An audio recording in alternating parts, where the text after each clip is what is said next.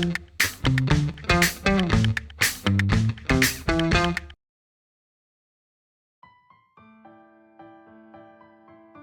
1st is a national holiday in Korea.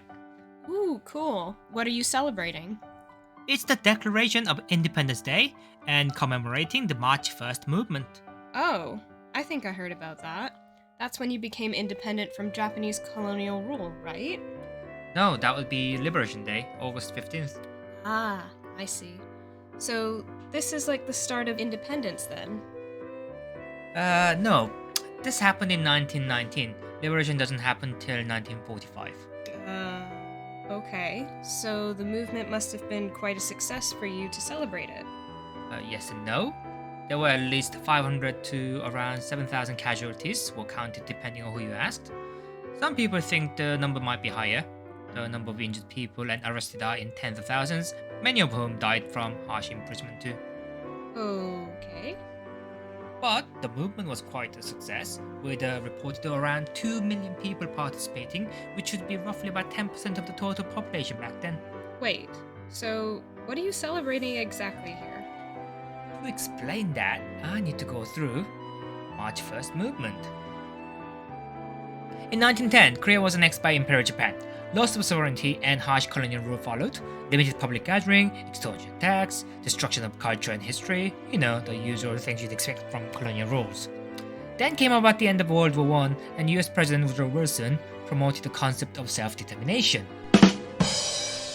The process by which a group of people form their own state and choose their own government. Needless to say, the concept swept across many colonies, Korea one of them. So came about the preparation of March 1st movement. 33 activists represented the people of Korea and declared her independence. The Declaration of Independence was to be read out. By the way, it is beautifully written and doesn't condemn the Japanese government for its harsh rules. It is actually very moderate too, rather than asking people to take arms and revolt. This was meant to be done at Tapgol Park, but they feared it might turn into a riot, so the declaration was made in a more private location. After that, they handed themselves over to the police. What? Why? They wanted to take full responsibility and make sure that people didn't get hurt. They didn't want to see any unnecessary bloodshed. Did it work? Nope.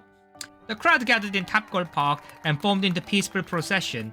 Japan's military tried to suppress this, but they could not control the public as crowd grew. Panicking, they used forces to quell the crowd. Well, what a surprise. But the movement didn't stop. In fact, it spread across the country. More than 2 million people had participated in more than 1,500 demonstrations over the following months.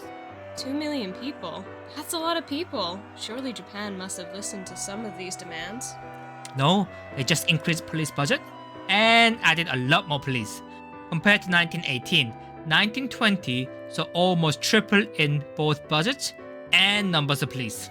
Oh, that couldn't have been good news for the Koreans then. No, they were suppressed violently.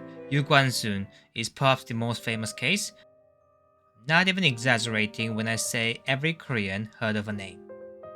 She basically had her parents murdered in front of her by the Japanese police and herself arrested. While imprisoned, she was beaten and tortured.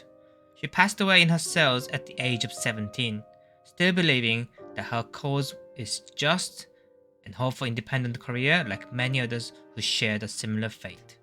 What? 17? This sounds all too sad and depressing. What's there to celebrate here? A lot of people rose to protest, but you didn't get independence. Many people died, and what did you achieve here? That's the thing. People rose up. Not a king, a general, a politician, or some supreme leader. People. For the first time ever, they all rose together, showing that they had a will to make an independent republic.